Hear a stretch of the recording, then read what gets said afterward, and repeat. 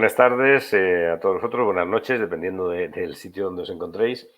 Bueno, pues como ya os han comentado, soy Santi García, soy el director técnico de la empresa Renovetec. Es posible que alguno de vosotros me haya visto alguna vez por ahí interactuando en canales de YouTube o en Instagram o en Facebook, etcétera. Me vais a disculpar un poquito que ando resfriado porque, bueno, pues los inviernos en España son así, digamos, ahora estamos empezando el otoño. ¿Y de qué quiero hablaros? Pues del mantenimiento basado en condición, fundamentalmente, y su relación con TPM. Lo que quiero contaros, más o menos de forma resumida, es que el mantenimiento ha cambiado, que las cosas en el mundo del mantenimiento han cambiado.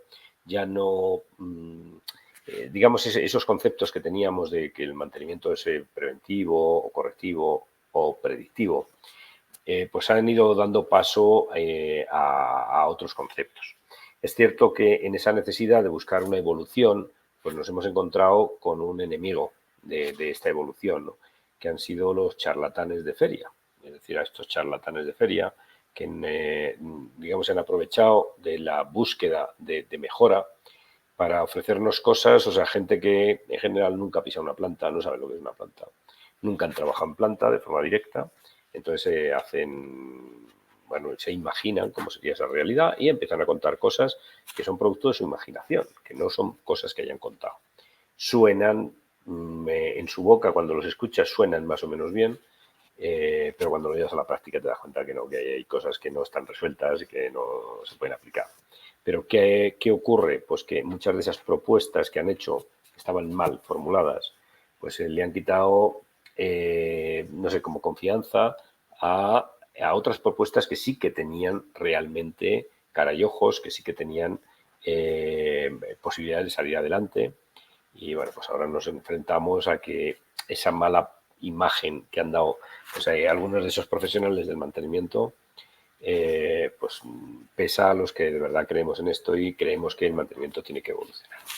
Bueno, pues ya empiezo a contaros que el mantenimiento ha cambiado y que junto a palabrería, a ejércitos de consultores y a ejércitos de vendedores de humo, pues han aparecido técnicas que de verdad eran sensatas. Y corresponde al jefe de mantenimiento elegir el camino adecuado. Corresponde al jefe de mantenimiento distinguir entre el trigo de la paja y saber quién está contando milongas y quién está contando cosas que tienen sentido. ¿Qué técnicas tienen eficacia discutible? A ver, esto que voy a decir no deja de ser mi opinión, es decir, que lo podéis tomar como queráis. Es una opinión fundamentada, de haber visto cómo evolucionan estas cosas con el tiempo. Y bueno, pues a alguno incluso le provocarán una taquicardia, pero lo cierto es que hay técnicas que no han dado un buen resultado en la industria. Así, por ejemplo, tenemos la ISO 9000, sobre el papel es una buena idea, dice cosas, bueno, más o menos coherentes, cuando lo llevan a la práctica.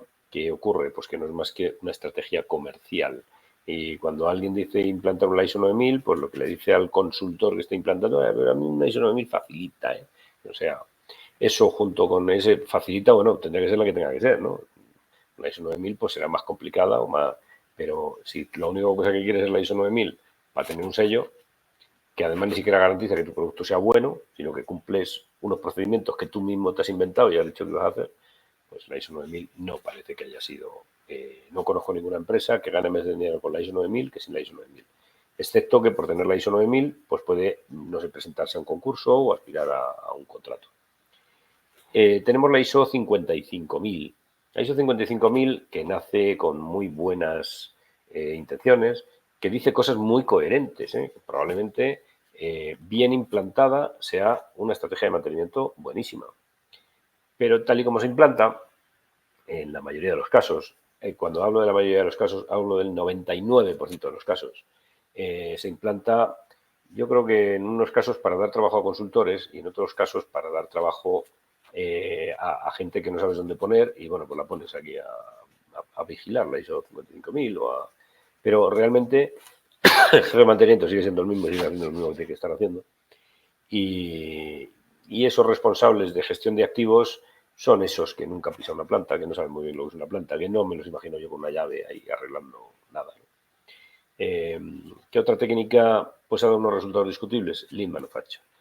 Es una buena idea, buenísima idea, dice cosas muy sensatas, probablemente bien implementada sea una técnica estupenda, pero de nuevo, en mi experiencia, en mi limitada experiencia, no puedo hablar de ninguna empresa que haya tratado de implementar esto y que no lo haya abandonado por el camino, o si no lo ha abandonado, pues no le ha dado, no le ha hecho ni ganar más dinero, ni son mejores como empresa, ni nada. Así que Lean Manufacture también se ha convertido en un negocio excelente de consultores. Todo lo que tenga que ver con gestión de activos también es un mundo. El cambiar el concepto de gestión de mantenimiento por gestión de activos tiene sentido. Yo no digo que no tenga sentido, tiene todo el sentido del mundo. Y digo los mismos comentarios que con ISO 55.000 son la misma cosa. Todo lo que tenga que ver, todo el que te habla de gestión de activos se le llena la boca de gestión de activos.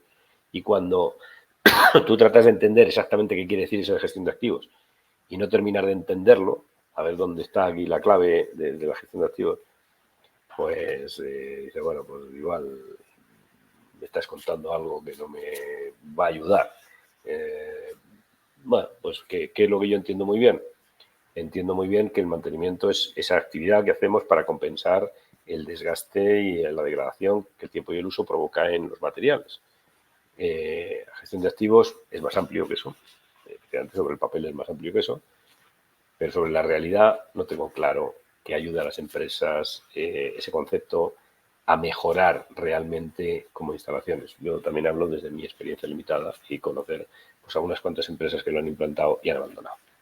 Y han vuelto a un concepto de mantenimiento mucho más tradicional. Tenemos también otra cosa que ha cambiado y que tiene una eficacia discutible, que son las recomendaciones de fabricantes. Yo no creo en las recomendaciones de fabricantes porque el fabricante es una entidad interesada. Es decir, que cuando te recomienda que cambies piezas con una periodicidad determinada, hay que recordar que él vende piezas. Dejando un momentito que beba agua. Pues hay que recordar que él vende piezas y vende servicios. Por tanto, si te dice que desmonte su equipo entero, por ejemplo, una vez al año, pues tú te tienes que plantear, bueno, y te le tengo que contratar a él, claro. Y todas esas piezas se las tengo que comprar a él, porque tiene copado el mercado y me tiene cautivo.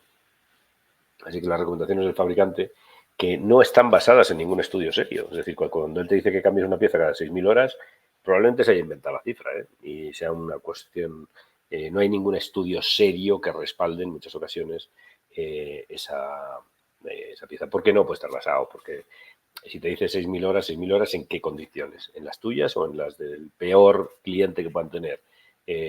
¿Con calor, sin calor? ¿Usándolo todos los días y parando la máquina una vez cada hora? ¿O con un funcionamiento continuo? Es decir, hay demasiadas variables que tienen que ver con la vida útil de una pieza y no tiene sentido pues dar la misma recomendación a todo el mundo, independientemente de las condiciones que haya. Así que eso, el mundo del mantenimiento ha cambiado y esas técnicas que intentaban colarse por ahí, pues no han sido de una eficacia razonable. ¿Qué técnicas sí que tienen una eficacia probadísima? Pues el análisis de averías, siempre y cuando el análisis de averías siga un método científico. Cuando lo que sigue es cosas con nombres, como RCA, como tenía los 5 porqués, eso entra dentro del mundo de la palabrería.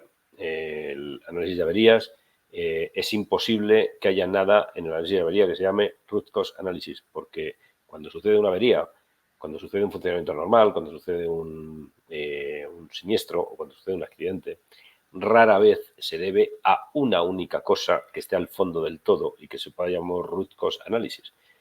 Sucede por múltiples causas que se combinan de una determinada manera para producir múltiples efectos.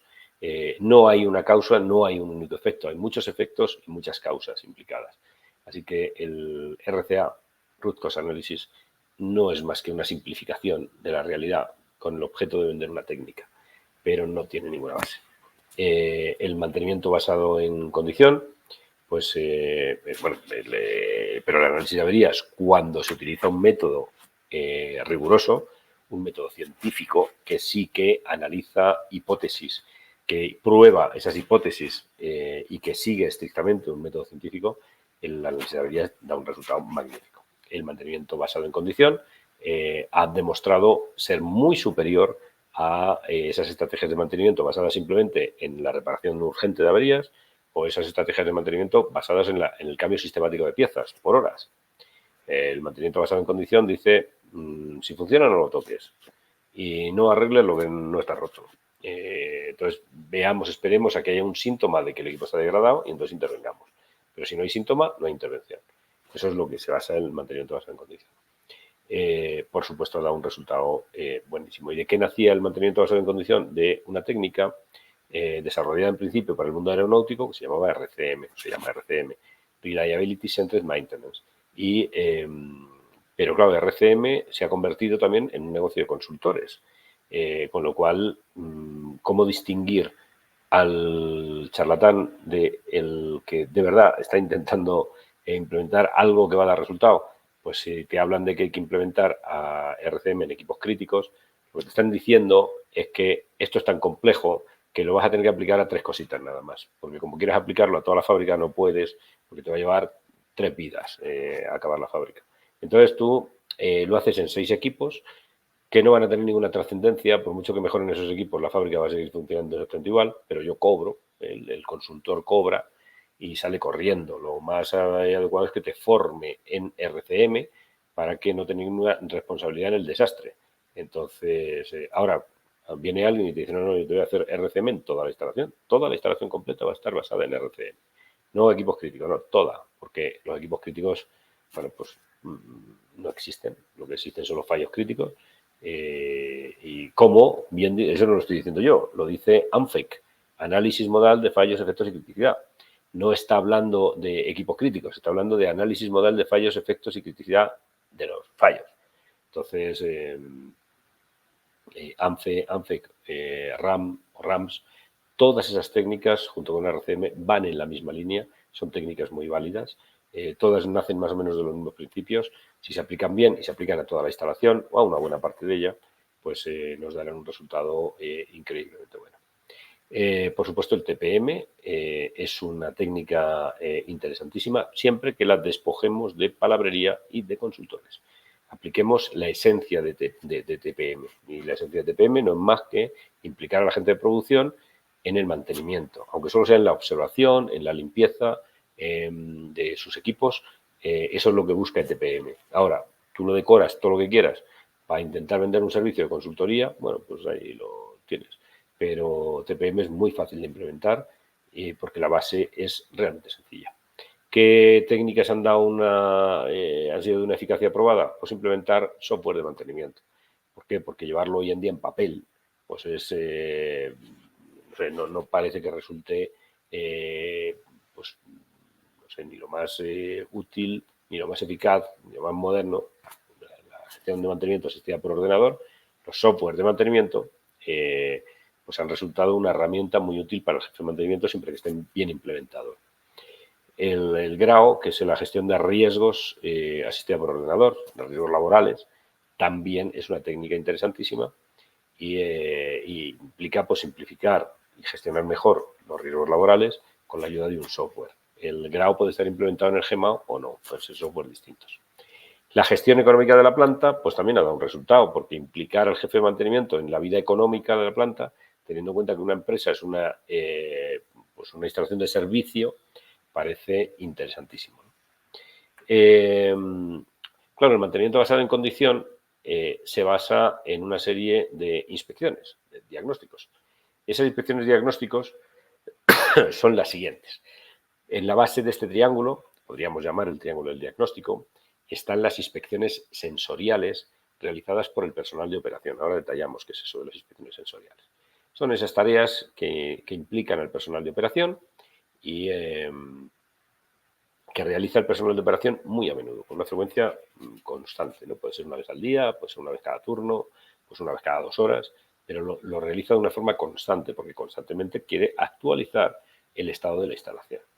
Tenemos también el análisis de datos online, en la mayoría de los casos realizada también por producción, y que parte de la idea de que los equipos cada día están más instrumentalizados, están más instrumentados, cada día tienen más instrumentos de medida, pero luego nadie los mira.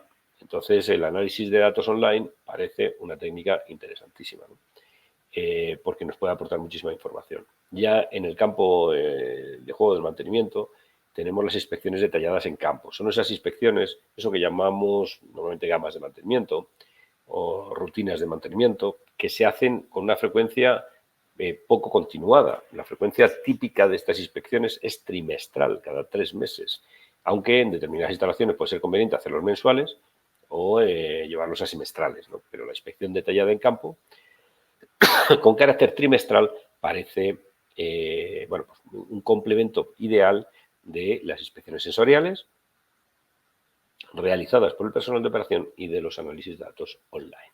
Tenemos por último las pruebas offline. Las pruebas offline son pruebas que se hacen con equipos de medida. Se basan en la idea de eso que llamábamos mantenimiento predictivo, que ni es predictivo ni es mantenimiento, pero esas pruebas offline lo que tratan es de pues comparar una observación, una medición con un estándar y ver si a partir de lo que yo he obtenido con ese equipo de medida portátil, pues yo soy capaz de establecer cuál es el estado de degradación de la máquina a partir de esas medidas. En caso de que se reciba, que se observe algo anormal, se comunica a quien está encima de ese triángulo, que es un responsable de diagnóstico. Él centraliza toda la información que le lleva por todas las vías y determina si esos hallazgos que se han hecho por esas 4 fuentes merece la pena hacer una orden de trabajo, no merece la pena, merece más la pena observar, se descarta, es decir, cómo vamos a gestionar y si decidimos hacerlo, con qué prioridad le vamos a dar, cuándo lo vamos a programar. Todo eso es papel de diagnóstico. Pero ese papel de diagnóstico nos lleva a que si yo quiero implementar de verdad un mantenimiento basado en condición, tengo que cambiar el organigrama de mantenimiento. Esto de momento no ocupa a la parte de TPM, pero yo os lo explico, que tú no puedes implementar un mantenimiento basado en condición si no tocas el mantenimiento. Si vas a seguir teniendo mecánicos, eléctricos, instrumentistas, pues mira, no te metas en esto, no te metas en mantenimiento basado en condición, métete a sistemático o a correctivo, pero no te metas en esto porque vas a fracasar. El mantenimiento basado en condición depende de un departamento de diagnóstico, de un departamento que evalúa la condición de los equipos, que es este. Y este se alimenta, a su vez, de lo que le dice ingeniería de mantenimiento, que determina qué es lo que tiene que mirar, con qué frecuencia, si pasa algo lo investiga, implementa las herramientas que necesita del GEMAO, etc. Es como si ingeniería de mantenimiento estuviera al servicio de diagnóstico. Pero también el departamento de correctivo, el departamento de ejecución, está en manos de diagnóstico, porque el diagnóstico le ordena dónde tiene que ejecutar determinados trabajos. ¿Qué aporta TPM a esto del mantenimiento basado en condición? TPM entra aquí, en este punto y en este punto. Entra tanto en las inspecciones sensoriales realizadas por el personal de operación, como en la mayoría de los casos en el análisis de datos online. Así que implica al personal de operación en el buen estado de los activos, implica una observación constante de la máquina. Entonces, en cuanto se note una desviación, el operario, el técnico que conoce bien su máquina, puede denunciarlo, puede comunicarlo para que inmediatamente lo solucionen.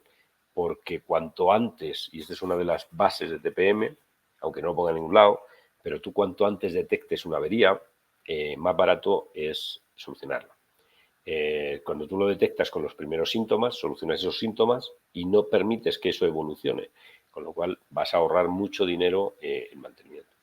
Así que la implicación del personal de operación, la observación constante de la máquina y la detección temprana de muchos pequeños fallos en fase incipiente, pues son la base del TPM y lo que nos dice qué es lo que nosotros vamos a obtener.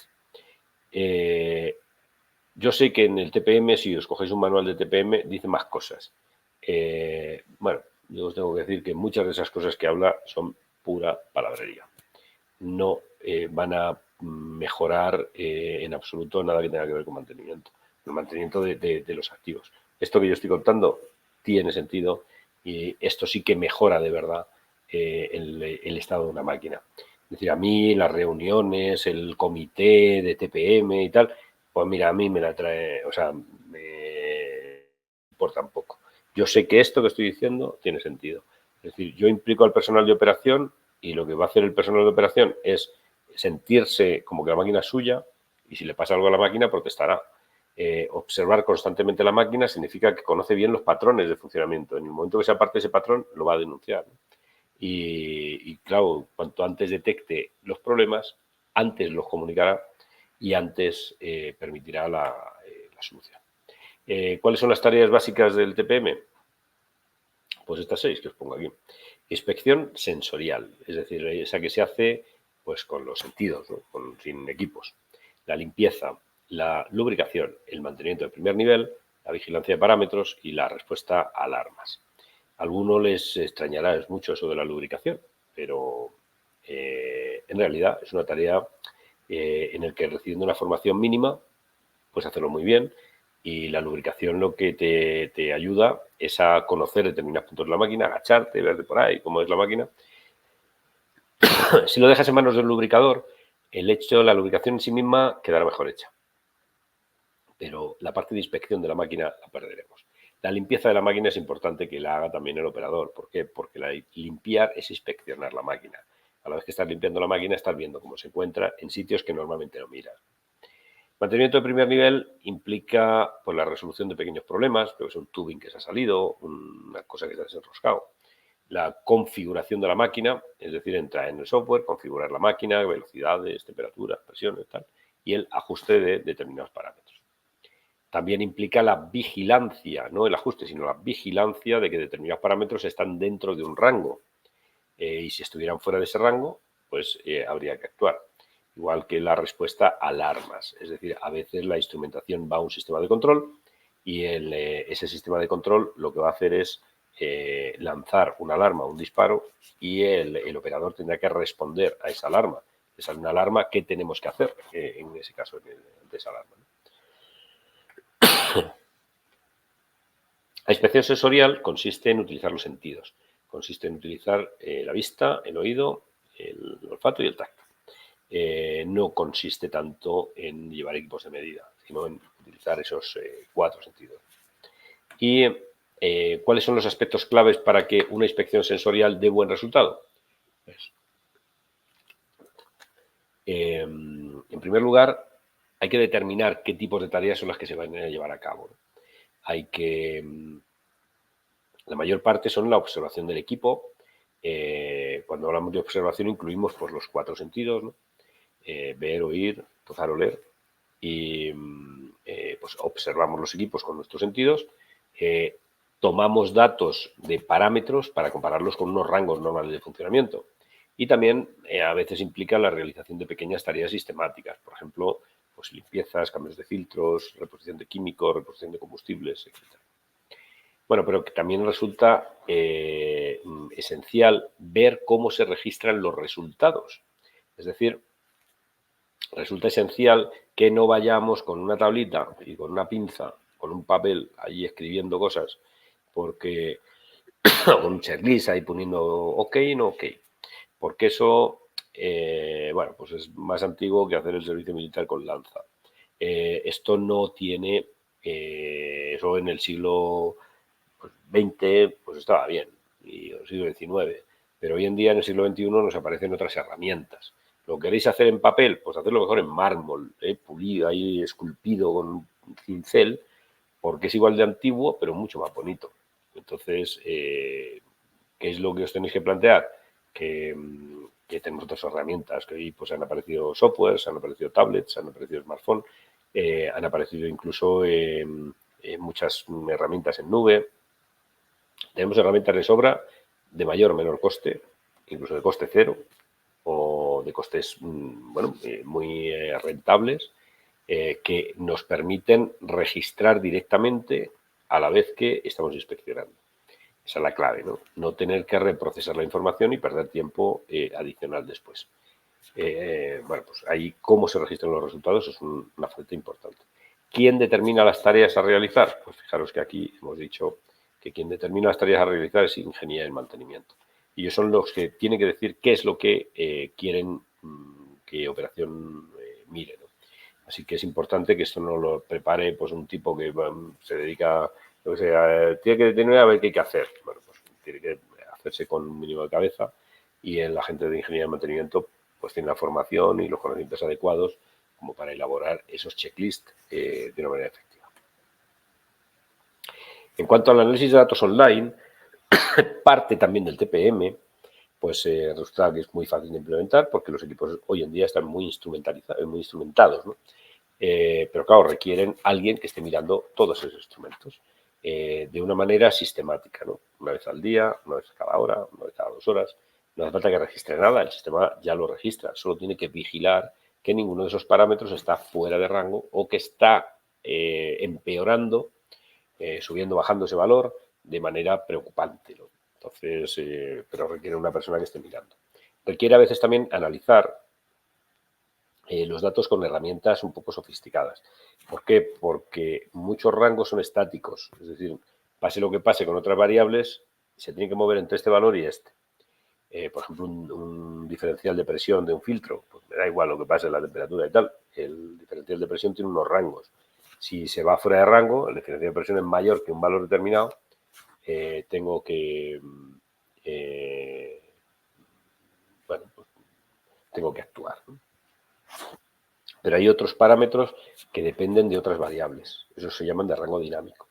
Entonces, por ejemplo, yo sé, la potencia que tiene que dar pues un motor, ¿no? Un motor de combustión, dependerá del combustible que le están metiendo, de la temperatura ambiental, de la presión ambiental, de la humedad, del tipo de combustible. Cuando tú pones todo eso, la potencia debería ser esta. Eso requiere hacer modelos, ¿eh? Para eso se obtienen simuladores, incluso hoja Excel. También podemos utilizar calculadoras o incluso un papel y un lápiz y hacerlo a mano. Pero requieren unos conocimientos o unas herramientas. ¿Cómo se implanta TPM? Hemos visto que aquí las bases de TPM son las inspecciones visuales y las inspecciones de la toma de datos con instrumentación en línea, al margen de otras pequeñas tareas como las limpiezas o como los engrases. ¿Cómo se implanta TPM?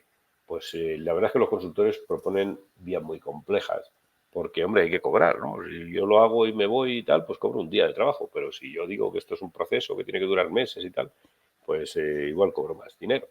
Pero la implementación de un TPM de verdad, lo que requiere es determinar las tareas que se van a delegar a producción, eso lo tiene que hacer ingeniería de mantenimiento, realizar la preparación de formatos, programas o dispositivos, eso lo tiene que hacer ingeniería de mantenimiento también, y ahora sí que tiene que hacer alguien de mantenimiento de producción, tendrá que traerse a los operadores a su lado, tendrá que informar al personal en una charla previa y formar al personal para mostrarles qué es lo que tiene que hacer, cómo deben registrarlo, cómo tienen que reportarlo, etc.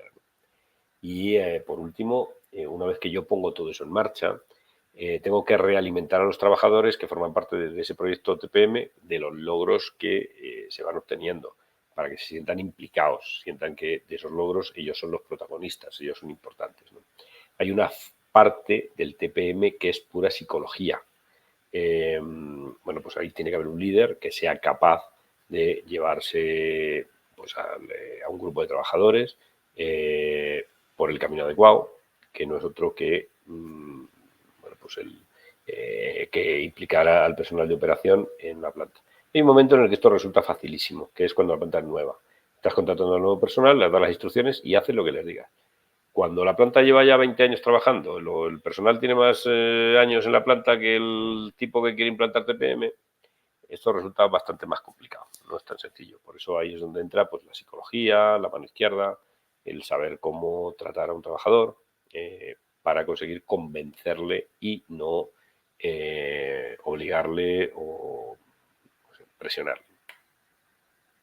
¿Cuáles son los indicadores clave en el mundo del TPM? Pues veréis que algunos de estos también son de mantenimiento, pero es que en estos indicadores clave en mantenimiento hay más, pero aquí nos podemos centrar en la disponibilidad, la fiabilidad, los tiempos de parada de las máquinas y los costes de mantenimiento de las máquinas. Nosotros tenemos que estar monitorizando estas 4 variables y tenemos que estar informando de forma constante, bien mediante paneles, bien mediante aplicaciones, bien mediante WhatsApp, como sea, pero los trabajadores tienen que saber cómo están afectando a estos parámetros en la planta. En conclusión, y con esto acabo, el diagnóstico pues, se ha convertido en la base de mantenimiento, bueno, de turbomaquinaria y de muchas otras cosas. En dos de las fases del diagnóstico pues, se puede involucrar operación, en la inspección sensorial de operación y en la inspección de datos online, la obtención de datos online. Hay que informar y formar a los trabajadores, que hay un trabajo de motivación psicológico que es más importante que el trabajo técnico, que hay una clave importante para la implementación exitosa y es la utilización de herramientas adecuadas, que no son destornilladores, sino que son tablets, smartphone, software, etc. ¿Llegará un día en que las máquinas se inspeccionen solas? Pues llegará, pero ese día no es mañana. Ese día todavía va a tardar un poquito. Así que hasta que llegue ese día, pues tendremos que seguir inspeccionando las máquinas como lo hemos hecho hasta ahora. Bueno, pues espero que os haya abierto esto, espero que os haya generado incluso dudas y que queráis ampliar un poco estas dudas. Os animo a que me localicéis por ahí en Facebook, en YouTube, en LinkedIn, me mandéis mensajitos. Os recuerdo mi nombre, Santiago García Garrido. Si me buscáis ahí, me encontráis porque, como dicen los malos, el que me busca me encuentra. Entonces, os animo a que me busquéis y os animo a que me planteéis vuestras dudas o lo que sea. Incluso os animo a que me pidáis esta presentación, porque a lo mejor os puede ser útil para vuestras propias presentaciones o para tenerlo simplemente como material de apoyo por si algún día necesitáis algo de esto y necesitáis contarle a alguien qué es esto de TPM. Entonces, si me pedís esta presentación, yo os la voy a enviar, pero me la tenéis que pedir. Y para eso me tenéis que buscar en YouTube, tenéis que buscar en LinkedIn, me tenéis que buscar en Instagram, me tenéis que buscar en Facebook. Así que, bueno, pues nada, os animo a que trabajéis en la línea de implicar al personal de producción en el mantenimiento de sus máquinas y a que cambiéis vuestros modelos de mantenimiento hacia mantenimiento basado en condición.